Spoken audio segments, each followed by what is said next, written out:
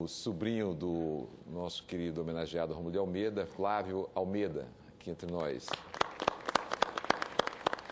O representante do Conselho Federal de Economia e assessor especial da presidência, senhor Mário Sérgio Fernandes Sá Lourenço. O representante do Conselho Regional de Economia do DF, o conselheiro José Luiz Panussati. Se não for Panussati, é Pagnussati. Mais ou menos isso.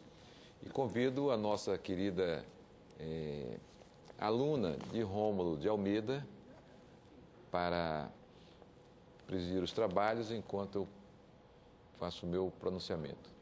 Nossa querida Lídice da Mata.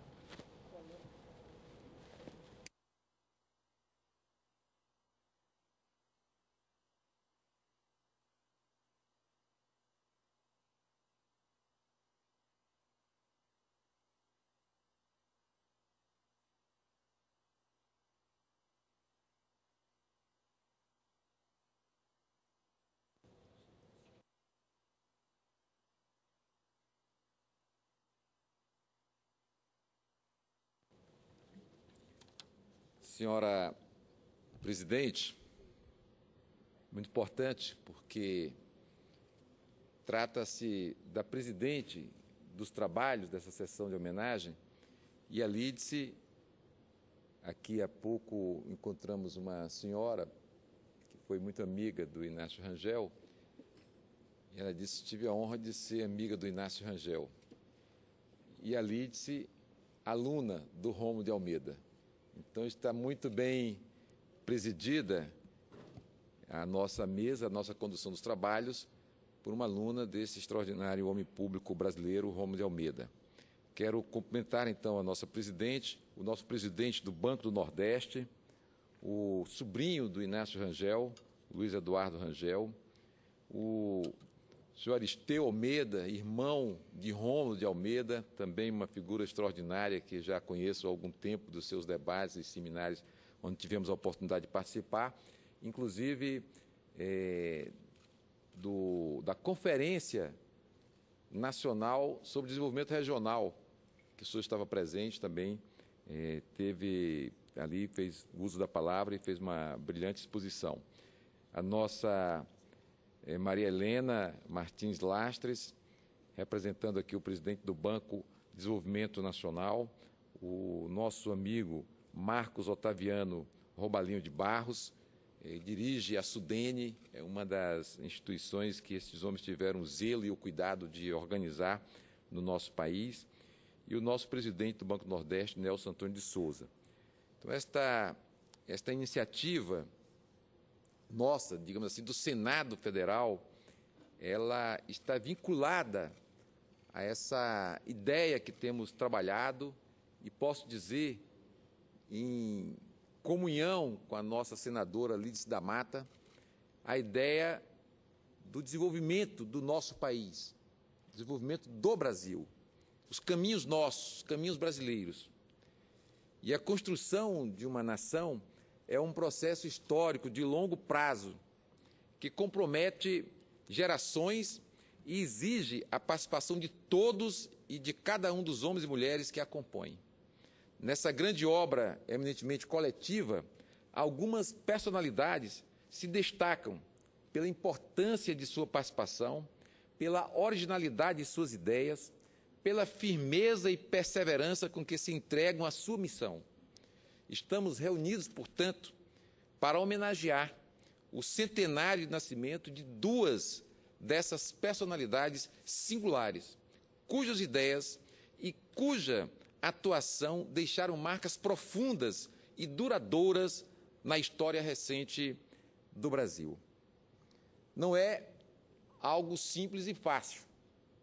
Normalmente, as pessoas olham para nós e ficam achando meio estranho. Poxa vida, o Inácio e a Lídice desabaram dos seus estados, o Ceará e a Bahia, para fazer uma homenagem a Inácio Rangel e Rômulo de Almeida? Eles não deviam estar catando votos no seu estado, cada um? Claro, claro que sim. Mas não é possível buscar os votos, não é possível discutir com os eleitores, com os estudantes das universidades, com os operários, com os comerciários, com os bancários, sem dizer-lhes o caminho do Brasil. E nós pensamos o caminho do Brasil a partir destas figuras singulares que tiveram a coragem de dedicar o seu tempo e a sua vida a buscar caminhos para o nosso desenvolvimento. Por isso estamos aqui, para poder melhor tratar do projeto de desenvolvimento do Brasil.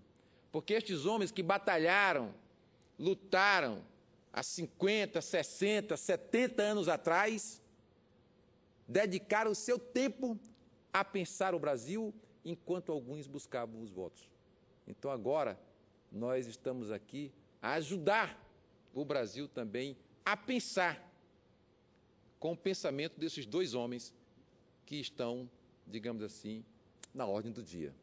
É o pensamento deles que está em voga agora na batalha política e eleitoral do nosso país. Alguns até olham e pensam que não, mas é.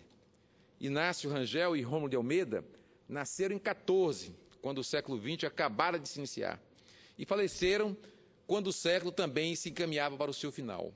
Rômulo, em 88, Inácio, 94. Foram, portanto, testemunhas integrais e ativos participantes de um dos períodos mais importantes da nossa história, quando o Brasil se constituiu efetivamente como um país unificado, deixando de ser o arquipélago de regiões a que se referem os estudiosos da nossa formação econômica e social. Como descrito pelos historiadores, nos 4 primeiros séculos de nossa história, cada região brasileira se conectava muito mais estreitamente com as economias externas, para as quais exportavam seus produtos, do que com as demais regiões e com a economia nacional como um todo. A efetiva unificação do Brasil se dá com o início da industrialização do país e com a consequente criação de um verdadeiro mercado interno que incorpora as diversas regiões num sistema integrado. É então que aflora, com toda a sua dramaticidade, a chamada questão regional brasileira, marcada por toda a sorte de desigualdades e desequilíbrios que constitui, ainda hoje, os maiores entraves para o progresso do país em um novo patamar de desenvolvimento mais justo e efetivamente sustentável. Dedicando-se primeiramente ao estudo do direito, foram ambos advogados de formação. Inácio Rangel e Rômulo de Almeida tornaram-se, por força de suas trajetórias pessoais, dois dos mais importantes estudiosos da economia e do planejamento nacionais. E a questão da superação das desigualdades regionais é uma das marcas fundamentais do seu pensamento e da sua atuação como homens públicos. Não por acaso, trata-se de dois filhos ilustres dessa região, da região nordeste do nosso país, que conjuga uma das maiores riquezas humanas e culturais com uma das mais injustas estruturas sociais do país. Esse nosso Nordeste velho de guerra. Rômulo Barreto de Almeida, baiano de Salvador, bacharelou-se pela Faculdade de Direito da Bahia em 1933, mas desde o início de sua vida profissional optou por dedicar-se à área de planejamento e desenvolvimento econômico. Após dirigir o Departamento de Geografia e Estatística do Acre, em 1941, atuou como professor substituto da Faculdade de Ciências Econômicas e Administrativas do Rio de Janeiro entre 42 e 43. Em 46, teve importante atuação como assessor da Comissão de Investigação Econômica e Social da Assembleia Nacional Constituinte. Entre 48 e 49, participou da Comissão Mista Brasil e Estados Unidos para o Desenvolvimento Econômico, a chamada Missão ABINC. No início dos anos 50, filiou-se ao PTB de Getúlio Vargas e passou a atuar como economista da Confederação Nacional da Indústria. Foi quando conheceu Inácio Rangel. Inácio de Mourão Rangel, maranhense de Mirador, filho e neto de juristas. Também escolheu o direito como sua primeira opção profissional, mas logo teve sua atuação desviada para os estudos da economia, esfera onde compreendeu que se escondiam as causas profundas das graves injustiças que permeavam a sociedade brasileira e na qual essas precisavam ser estudadas e enfrentadas.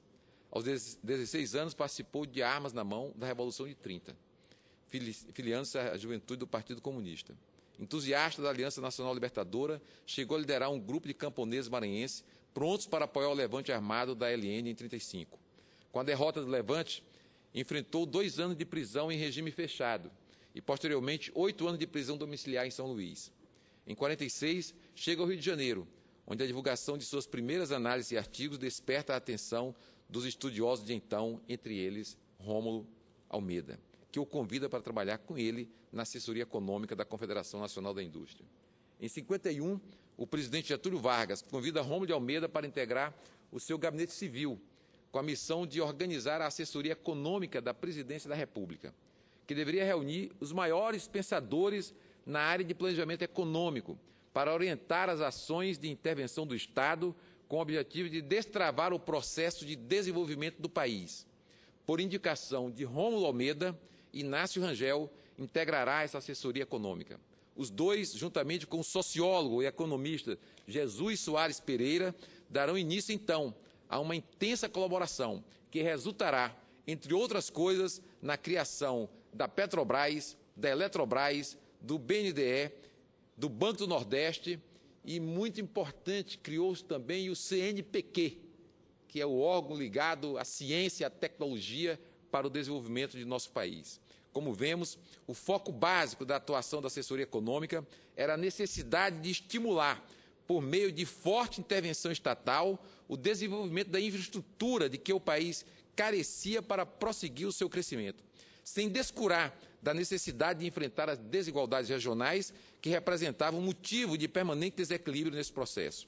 O grupo defendia também outras posições que ainda hoje causam arrepio aos economistas ditos liberais. Por exemplo, a necessidade de combater a inflação pela via do aumento da oferta e não da redução da demanda. Não preciso dizer que suas ideias e ações foram violentamente combatidas, à época, pelas forças políticas, econômicas e intelectuais comprometidas com a defesa dos interesses do grande capital, principalmente estrangeiro, em detrimento do desenvolvimento nacional. Afinal, foram essas as forças que levaram o presidente Getúlio Vargas ao suicídio em 1954.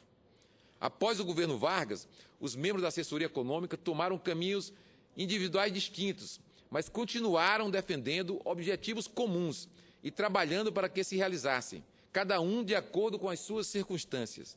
Rômulo exerceu inúmeras funções relevantes ao longo dos anos, principalmente em seu estado natal. Deputado federal eleito pela Bahia em 1954 pelo PTB, assumiu no mesmo ano a Secretaria da Fazenda Baiana. Nesse período, criou a primeira Comissão de Planejamento do Estado e o Fundo de Desenvolvimento Agroindustrial da Bahia, entre outras iniciativas igualmente importantes. Posteriormente, representou a Bahia no Conselho da Sudene e participou da criação da COELBA, Companhia de Energia Elétrica da Bahia. Teve atuação destacada na instalação do Polo Petroquímico de Camaçari e do Centro Industrial de Aratu, na Bahia. No governo Sarney, foi nomeado diretor de planejamento da área industrial do Banco Nacional de Desenvolvimento Econômico e Social. Além da sua vocação política e administrativa, Rômulo dedicou-se com igual empenho à tarefa de disseminar o vasto conhecimento que adquiriu, atuando como professor da Faculdade de Ciências Econômicas da Universidade da Bahia, da Escola de Comando do Estado-Maior da Aeronáutica, do curso de planejamento do DASP e da Escola Brasileira de Administração Pública da Fundação Getúlio Vargas. Jamais abandonou a militância política. Com a extinção do PTB, filiou-se após a ditadura militar ao MDB e, posteriormente, ao PMDB, partido ao qual permaneceu filiado até a sua morte em 1988. Inácio Rangel, por seu turno, dá continuidade a seu intenso trabalho teórico, sem jamais abdicar de sua participação ativa no debate intelectual e na atuação direta na administração das políticas públicas. Sempre que solicitado, ingressando nos quadros do BNDE em 1955, ocuparia o cargo de chefe do Departamento Econômico da instituição. Convidado pelo presidente Juscelino, assumiria a coordenação do plano de metas do governo, de onde nasceria, entre outras coisas, a Sudene, cuja importância para a discussão e superação das desigualdades regionais não pode ser subestimada. Teve ainda participação destacada no âmbito do ISEB, Instituto Superior de Estudos Brasileiros, que ajudou a formar, na segunda metade da década de 50, ao lado dos maiores intelectuais progressistas da época, como Nelson Werneck Sodré, Alberto Guerreiro Ramos, Antônio Cândido, Roland Corbusier, Hélio Jaguaribe e Álvaro Vieira Pinto, entre muitos outros. No ISEB, Rangel ocupou a cátedra de Economia. Vítima de um violento infarto em 65, Rangel receberia dos médicos um diagnóstico de breve sobrevida, que felizmente não se cumpriu. Em 68, retorna ao BNDE, aposentando-se em 76. Mesmo aposentado, Rangel continuaria participando do debate nacional, seja por meio de ensaios, artigos e livros, ou de missões de assessoria especializada, além de nunca ter abandonado o seu trabalho docente, inspirando gerações de novos pensadores ao longo das décadas. Trabalhou incansavelmente em favor do Brasil até o seu falecimento em 94. Foi, sem dúvida, um dos maiores economistas brasileiros. Sua obra teórica nessa área, na opinião dos especialistas, só encontra paralelo no Brasil, tanto em originalidade e amplitude de visão, quanto na capacidade de responder aos grandes desafios da construção da nacionalidade na obra de Celso Furtado. Foi ainda em 53, concomitantemente com a sua atuação na assessoria econômica de Vargas, que Inácio Rangel escreveu aquele que ele mesmo consideraria sempre como seu livro mais importante, que contém a sua maior contribuição para o pensamento econômico nacional, A Dualidade Básica da Economia Brasileira, que só seria publicado em 57, desencadeando, então, um grande debate entre os estudiosos do nosso processo histórico. Debate este que continua fecundando o pensamento brasileiro até os dias atuais. A tese fundamental de Rangel é de que não se pode entender a economia brasileira, tanto em sua evolução histórica como em sua configuração atual, sem reconhecer o seu caráter fundamentalmente dualista, formado por dois polos, um externo e o outro interno, que estabelece entre si uma relação dialética e conflituosa, que está na base tanto das nossas crises cíclicas, econômicas e políticas, quanto das nossas fases de aceleração do crescimento, igualmente cíclicas. Essa, segundo o próprio Rangel, foi a intuição básica que marcou o seu pensamento econômico para sempre, inspirando todos os seus estudos posteriores, que abarcaram praticamente todos os aspectos relevantes do desenvolvimento nacional, da questão agrária à urbanização acelerada, da teoria do planejamento ao equacionamento da inflação, do comércio exterior ao enfrentamento dos desequilíbrios internos. É importante ressaltar que Rangel não considerava a dualidade como uma maldição eterna a que a sociedade brasileira estaria condenada, mas como uma condição transitória, derivada do nosso processo de criação colonial e passível de ser superada. Era sua firme crença que, ao fim de um processo histórico necessariamente longo e tortuoso, a nação brasileira terminará por superar as suas contradições e conflitos internos, eliminando assim a dualidade básica de sua formação e tornando-se um dos centros dinâmicos da economia mundial, capaz de exercer um projeto próprio de desenvolvimento, não apenas econômicos, mas civilizatório, baseado nos ideais que ele nunca abandonou de igualdade, solidariedade e justiça. As ideias plantadas por homens como Inácio Rangel e Rômulo de Almeida, tanto as ideias desenvolvidas em livros em teses, como aquelas que consubstanciaram em instituições sólidas com atuação relevante na vida nacional, constitui uma das maiores fontes de inspiração de que hoje dispomos para dar continuidade à construção desse generoso projeto.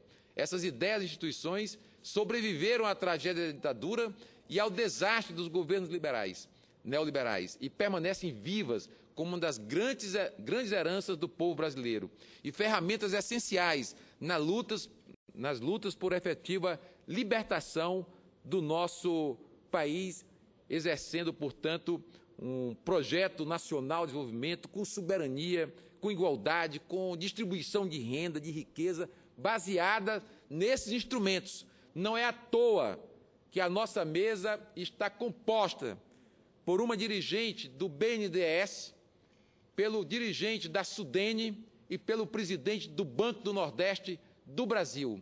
Essas instituições que tiveram na sua matriz de nascimento as figuras de Rômulo de Almeida e Inácio Rangel sustentam o desenvolvimento do nosso país. São essas instituições que alavancam a Petrobras, que alavancam o setor elétrico, que alavancam o comércio exterior. Foram esses bancos, foi essa base de sustentação que permitiu que, em frente à crise fantástica da quebradeira do Lehman Brothers e companhia, que nos mostrou a maior crise desse período recente da história, já no século XXI, foram essas instituições que permitiram que o nosso país pudesse tratar a crise como uma marolinha. Sem elas, nós não teríamos sustentado a nossa nação e um projeto que nós podemos dizer que são as veredas da retomada do desenvolvimento nacional. Por isso, os familiares